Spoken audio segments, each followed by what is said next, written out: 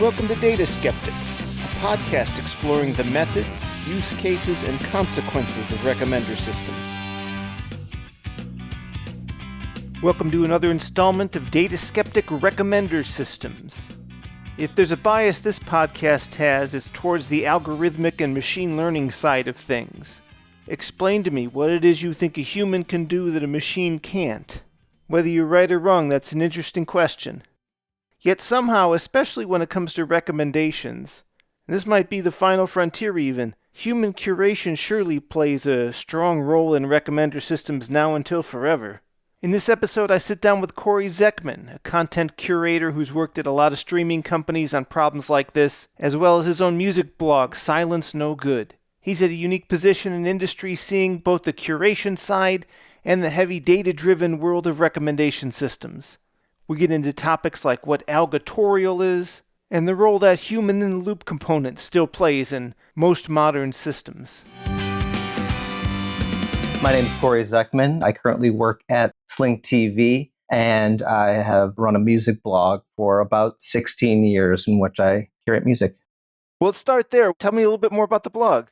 So it started off 2009. I had been pirating a lot of music on different torrenting sites and felt bad about it. And I was a college student and wanted to give back in some way. And blogs were a thing at the time. So I decided to start a music blog to promote mostly underground hip hop. I'm in the Bay Area right now, and I moved out to the Bay Area because I learned about underground hip hop and really wanted to help give those artists a voice. And the music blog has evolved a lot. It's not necessarily just hip hop anymore, more electronic music, house music, funk music, soul music. But yeah, it's given me the opportunity to go to a lot of conferences. I go to South by Southwest every year. I cover a bunch of music festivals and really understand culture, not just from a computer, but really engrossing myself in podcasting. And it really pushed me into audio and podcasting and now into film and television, where I'm curating professionally. I think of a Silence No Good as my unprofessional curation because it's really not about the data. It's not about the analytics. It's just about the feeling, just the story behind it. Whereas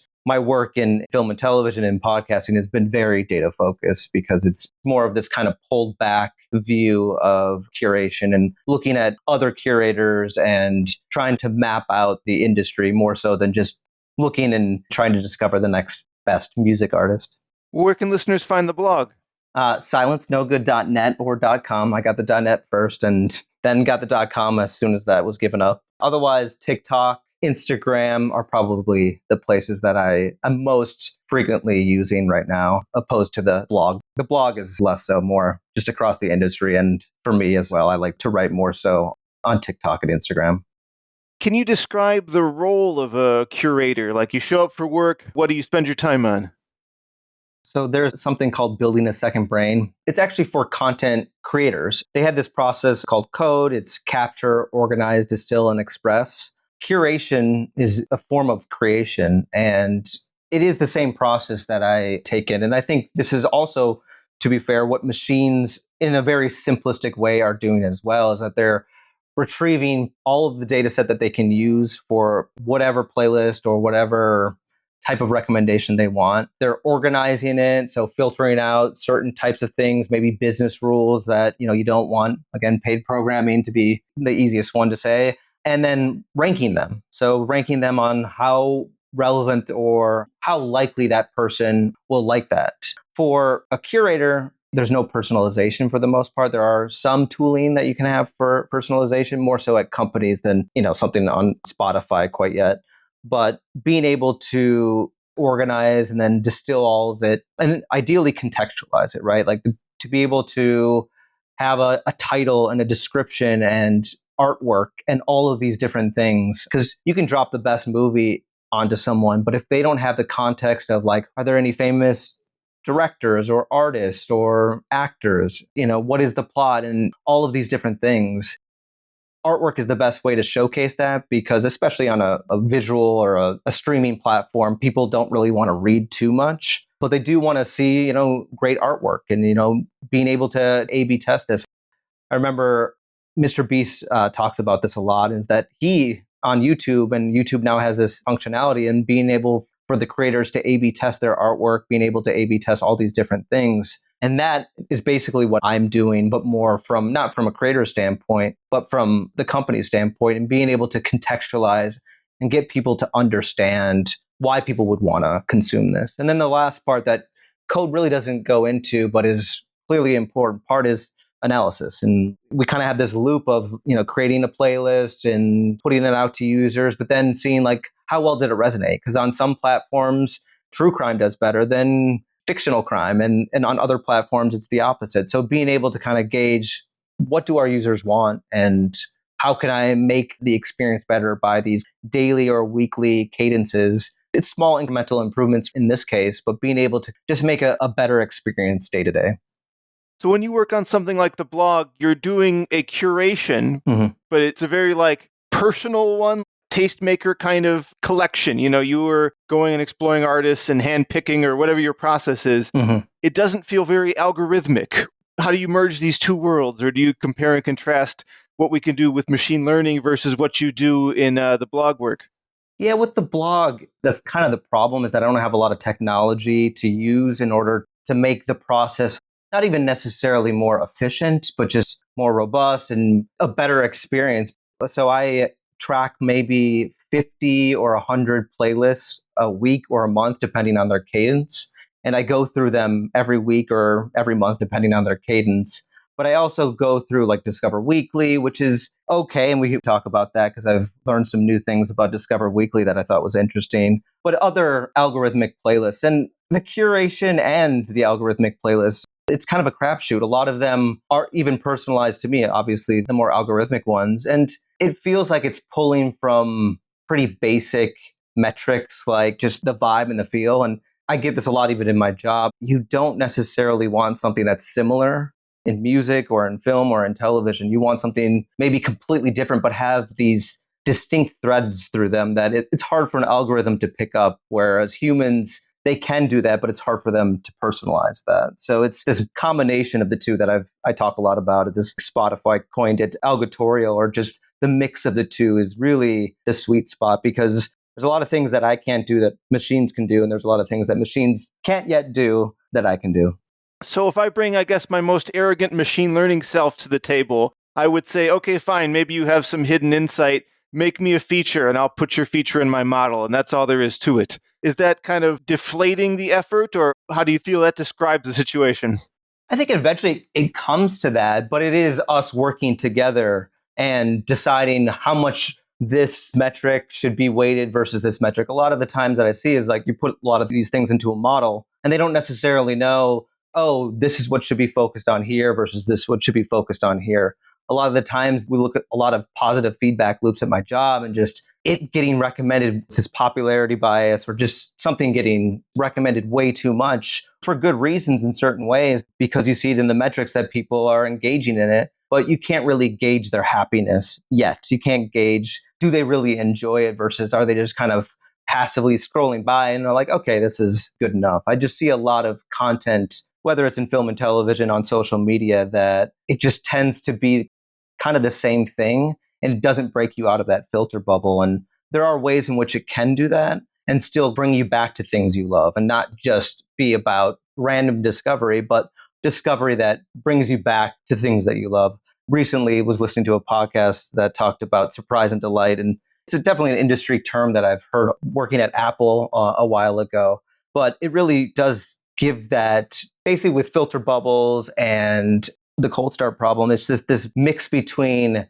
making sure that people find things that are relevant to them, but also pushing them outside of those boundaries. And it's this push and pull, that surprise and delight, or filter bubbles, or familiarity versus discovery, or I think the industry term for recommendation systems is explore and exploit. These types of things is this balance that it varies so much from person to person, even time to time for that person, that it's hard just to put it into an algorithm or a bunch of algorithms, a system in which it can really understand that point of view at time for that person. There's just so many variables that it can't even look into because of privacy. There's a lot of things that we don't want these algorithms to know, but we kind of do. It's just we want to be able to trust them, and trusting these algorithms A lot of tech companies have made it so that you really don't trust these algorithms because they're being used for different purposes than just recommending content. Well, I really like this idea of surprise and delight as a metric. Sounds great in a boardroom, right? We're going to maximize delight. But now you hand that to the engineers and they say, what does it mean mathematically? That could be overthinking it. Maybe it's we just need to take the commander's intent to heart, and that's what it is. Or maybe it is something more formal you can measure. How scientific is surprise and delight? I think the surprise is the hard part, is that you can delight people with things that they've already known but aren't necessarily thinking about. It's that surprise part.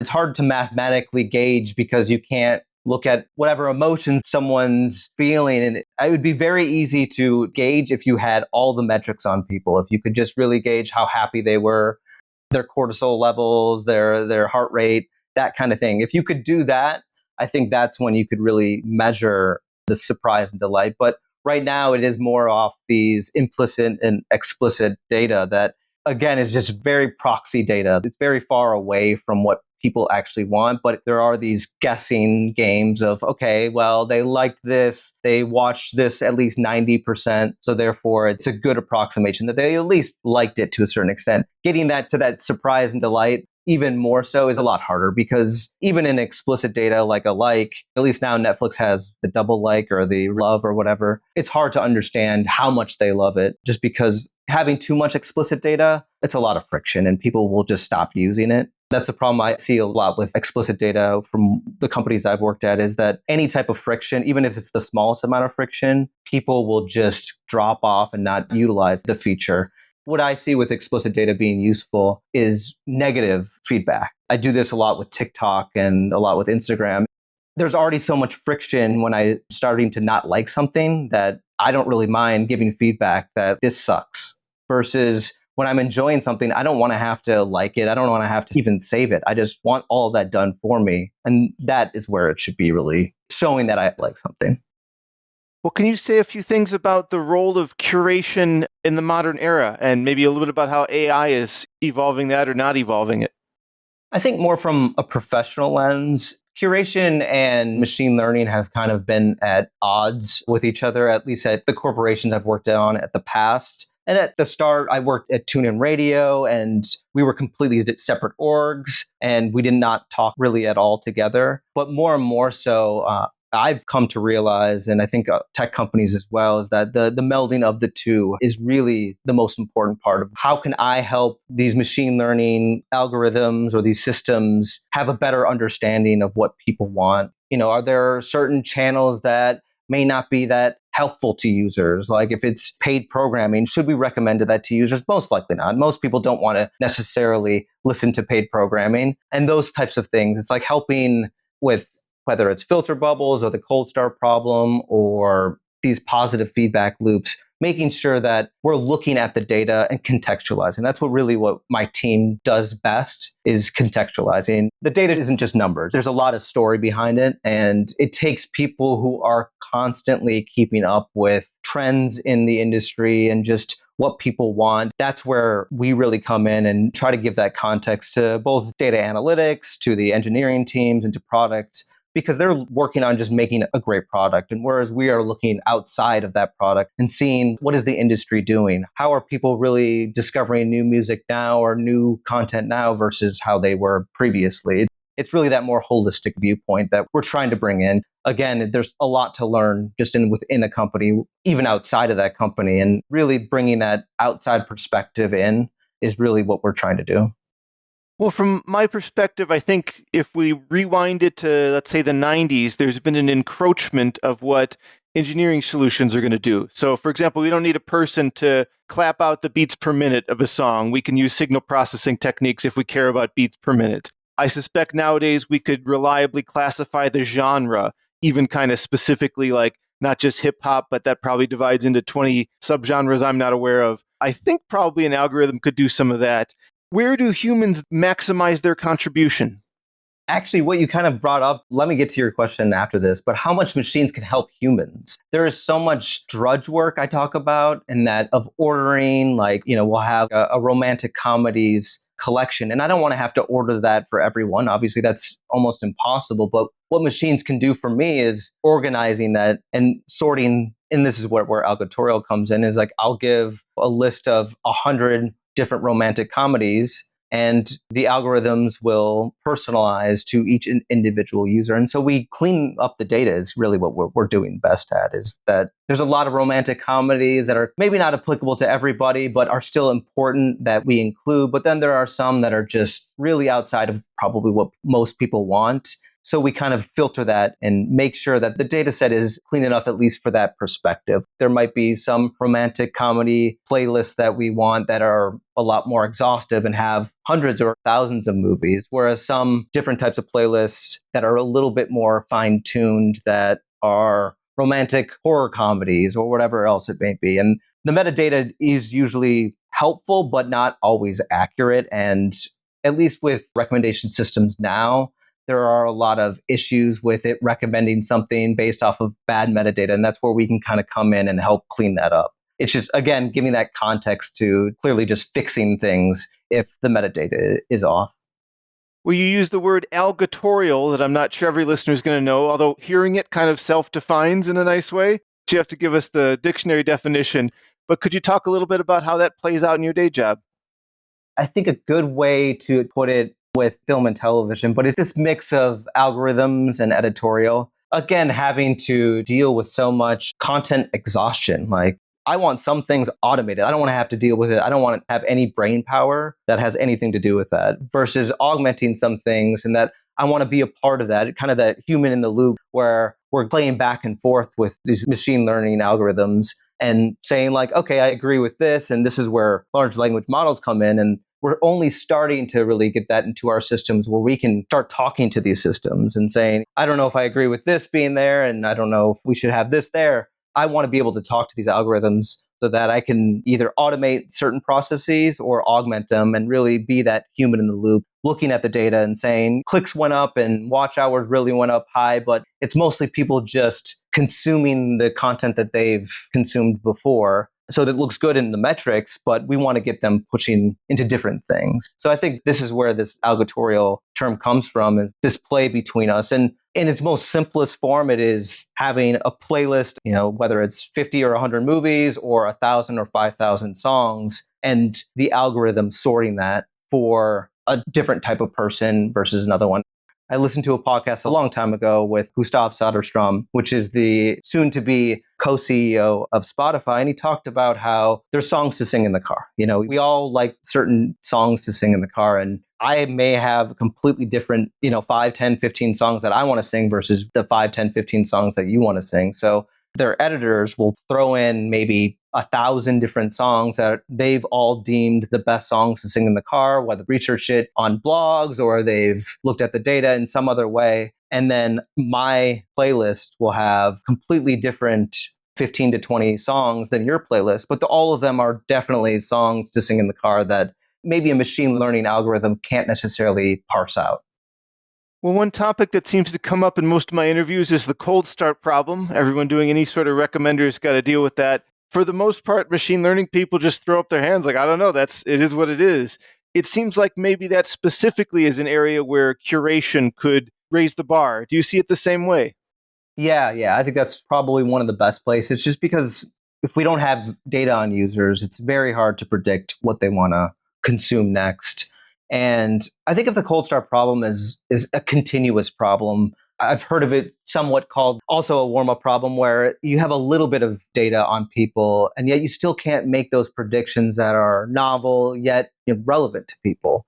And that's really where we can come in and bring in this cultural relevance. A lot of what my job also is cultural relevance, is looking at HBO, looking at all of these different platforms and seeing like what is popping on Apple right now, what is popping on all of these different platforms, because our data might not show that yet, but really outsourced data like IMDb and all these other places does show at least a little bit of an uptick of potential there. So let's try it out and let's test it on our own platform to see if there is good content. We talk about itemized cold start versus user cold start, and they're kind of the same thing on different sides of the coin, or however you would say it. But yeah, being able to figure out what people want, a lot of it does come back to this popularity bias. I don't think of popularity bias as necessarily a bad thing, except for when it becomes this positive feedback loop that becomes a little bit too much. But it is a good indicator of what people might like, because people want to connect over this content. And if, there's these kind of water cooler moments where it's like, I want to know the latest thing on Netflix so that I can talk about it with my friend, or, the latest true crime on Hulu so that I have something to talk about at work. I think that's where we can kind of come in with a lot of outsourced data that our recommendation systems don't quite have. And even recommendation systems, like I use Gemini and ChatGPT to help me kind of pull in things. But there's a lot of issues there just as far as copyright with them. And whereas I don't have that issue of being able to look at IMDb data, ChatGPT's hit or miss can't always look at IMDb data.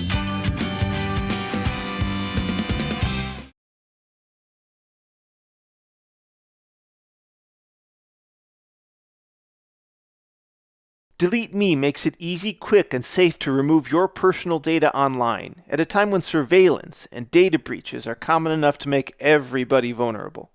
Your data is a commodity. Data brokers compile your name, contact info, social security number, home address, even information about your family members. And they sell it online to anyone willing to pay. This puts your data at risk for identity theft, phishing attempts, and harassment. But there's a solution. Delete Me removes your personal information from hundreds of data broker websites, helping you protect yourself from all those threats. As someone with an active online presence, privacy is really important to me. I started using Delete Me because I wanted to take control of who had access to my information. The detailed reports they send show exactly what data they found and removed, and it's honestly eye-opening to see just how much of it was out there. It gives me real peace of mind knowing my digital footprint is being actively reduced. Take control of your data and keep your private life private by signing up for Delete Me. Now at a special discount for our listeners, get 20% off of your Delete Me plan when you go to joindeleteme.com/data and use the promo code DATA at checkout. The only way you get that 20% off is to go to joindeleteme.com/data and enter code DATA at checkout. That's joindeleteme.com/data, code DATA. There's a maturity cycle I've seen a lot of organizations go through. V1, let's hope it stands up and works and kind of does the job, and you make as fast of iterations as you can, improvements along the way. At some point, it sort of levels off. Maybe there'll be some really, outstanding new feature you deliver, and there's a little hockey stick moment or a stair step, but for the most part, those things kind of asymptoting away, and you're fighting for small margins on a lot of data. And if you're going to A/B test, as you were describing, at least in my experience, a lot of times you're measuring a signal that's hard to measure, or there can be questions about what are the right metrics? Are we looking at everything?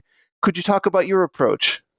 Yeah, I always talk about how every metric is a proxy metric in my viewpoint. It might not be the best way of saying it, but these are just trying to guess and understand what people are consuming and what people want to consume. And so Roblox has I think a Tech Talks podcast, and they had an episode on discovery. And I think they said it very eloquently in that there are short-term metrics like, are people engaging in the world? These kind of short-term metrics of engagement on a film and television platform. It might be, again, clicks and watch hours. And things down the funnel or time to video and things like that. But these are all very short-term metrics. And that's good for one way of analyzing it. It is on a daily or weekly cadence. It's good to look at that and see how things, if there are any outliers or things that are looking a little bit strange. But really you want to go one step further. It's retention and long-term retention, and seeing, are people sticking on the platform?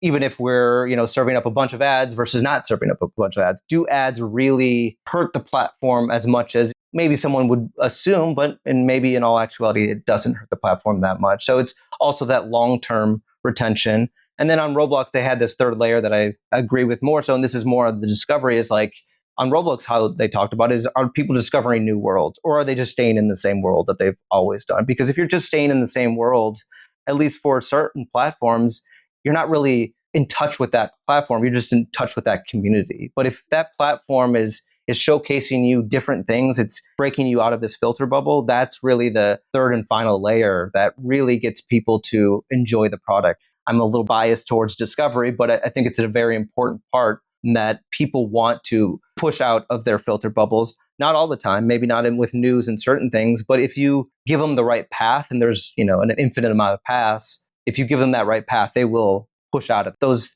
familiarity things, because it is comfortable to just, I'm watching Frasier right now, and I never thought I would say that. It seemed like such a crappy show even back then, but it is such a nostalgic, nice view of things. And even that I discovered through Amazon, but it is this familiarity, but also getting pushed out to discovery. And even rediscovery is a type of discovery that I really try to push on, because a lot of people forget about a lot of the songs that they've known for tens, if not 20, 30 years that they want to come back to. But you can't remember all the songs and even all the artists that you've listened to. So finding that nostalgia is a clear mix of surprise and delight, because it's, you're surprised by a song that you haven't listened to in 30 years, but also delighted because it's something familiar.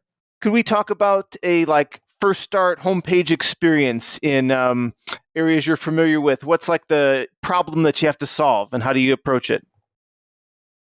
Most of my work is on the homepage, and that's really the key to it, is, again, without friction, getting people to start discovering without having to scroll to 15 different sub pages and going to search or whatever else. It's you're dropped into it, and we want to help you find new content right away. And that's been most of my professional work. It really needs to be on the landing page. There are other sub pages, if you have a holiday collection of movies and TV shows, you can definitely showcase that, and it won't necessarily be on the homepage. But really, the homepage is our bread and butter, because it's trying to get people where they are, and people don't want to browse. They do want to discover, but they don't want to have to go through tons of different content just to be able to find what they want. I want to talk a little bit later about the future of where these systems are going and where discovery is going. But I definitely heard it from an exec at Spotify, and I believe at Netflix, talk about how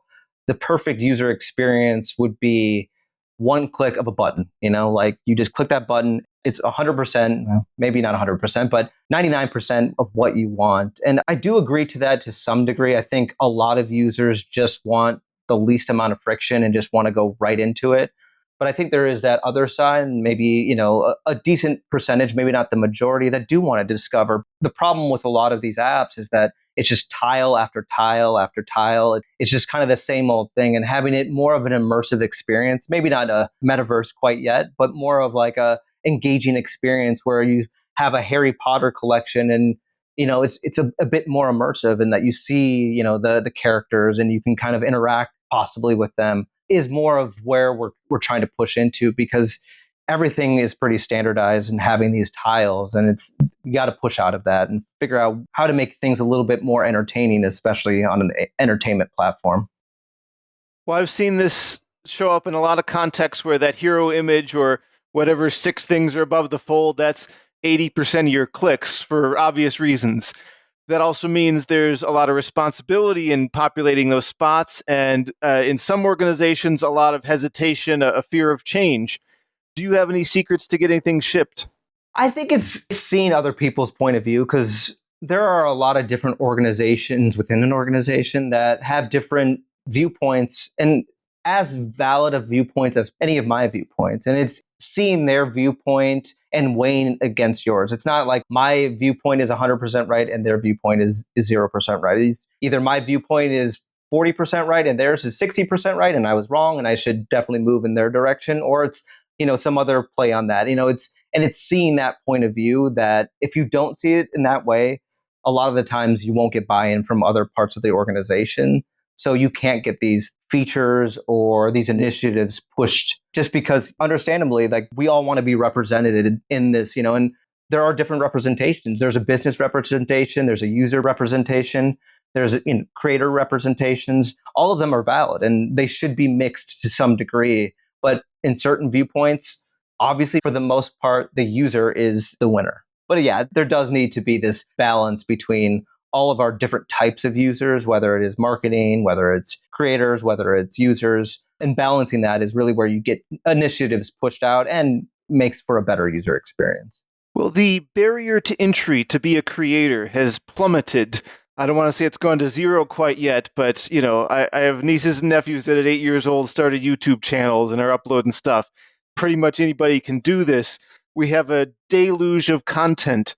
How does that impact discovery? It's probably the best thing for discovery, but it also makes my job a lot more difficult. I talk about this a lot because the most important part of my job and what I need is quantity. Quantity is the first and foremost thing. Then it's diversity, then it's quality, like everything. But I need quantity first because quantity begets diversity. Quantity begets then quality at more and more so. And if you don't have quantity amount of data, then you can't really represent what people want in a more holistic way. The problem also with quantity, though, is it makes my job and just really people's job a lot more difficult in that it's kind of this enshittification. There's, especially with AI content, I've gone through Sora's app and Meta's AI app, and I'm first of all, it really is just shitty content.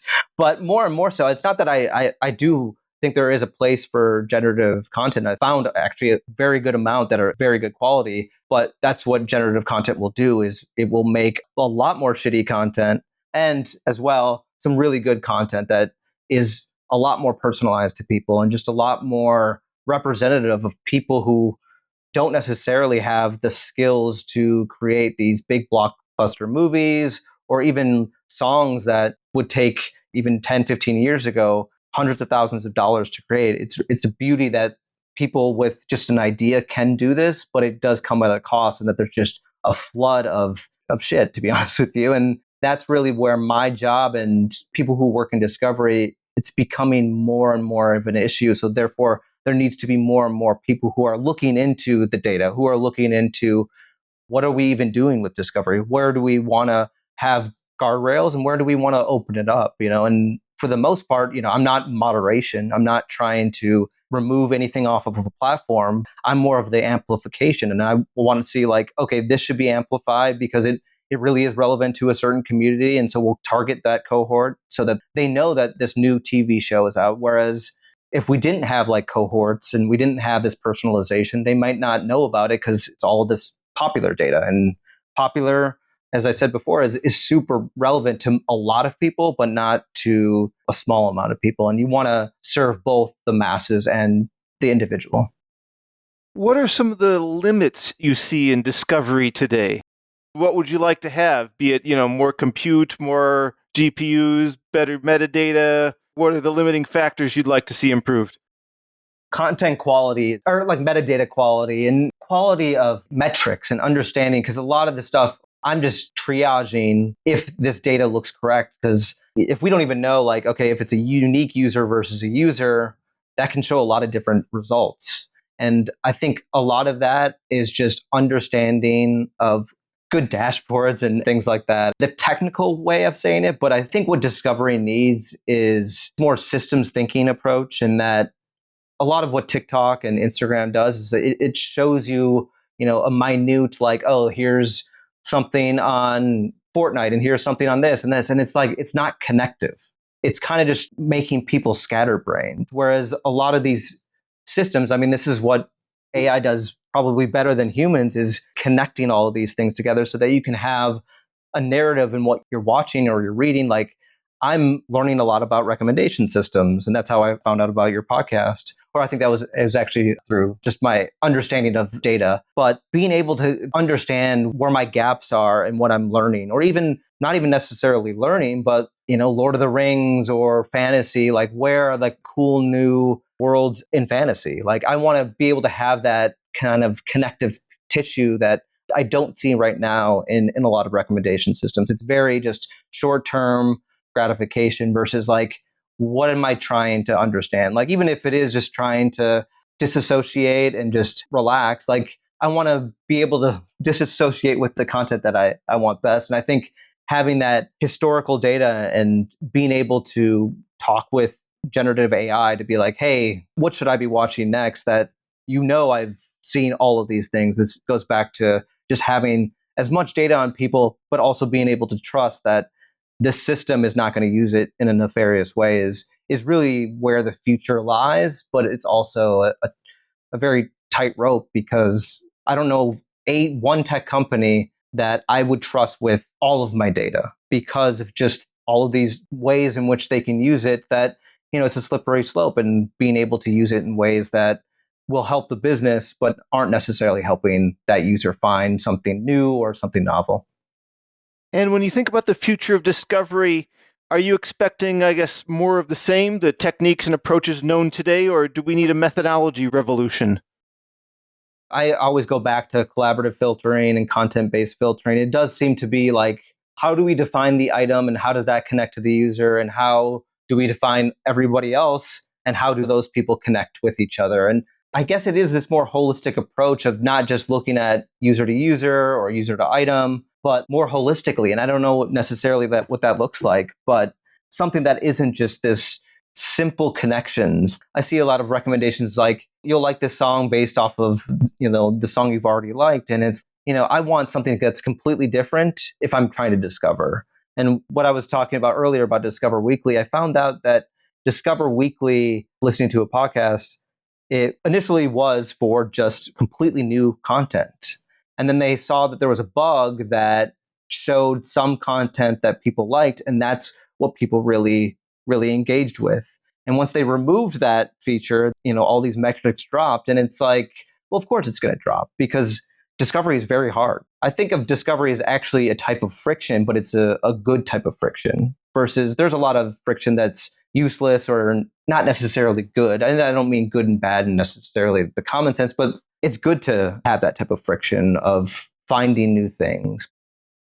Well, Cory, where can listeners follow you online? You can follow me on Instagram and TikTok on Silence No Good, or on LinkedIn at my name. But there is also one thing I do want to give a recommendation. All right, let's do it.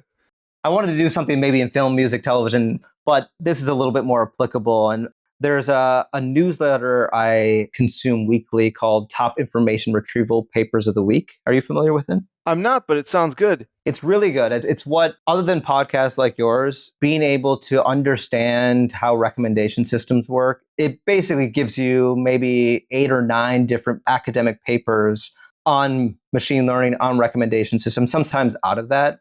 And then what I'll do is take it into Notebook LM, have that synthesize it. And basically what I do is create a podcast out of it. And that's what Notebook LM is known for, but also interact with it. And if I have questions about what is the difference between collaborative filtering versus content-based filtering, these papers and obviously don't hallucinate as much. And this is the beauty of Notebook LM, is that it's only that subset of data that it'll look at. It won't look at outsourced data, so that it won't hallucinate on what these questions are. It might not know the question and it will say that, but that is a really good resource for what I've learned with recommendation systems.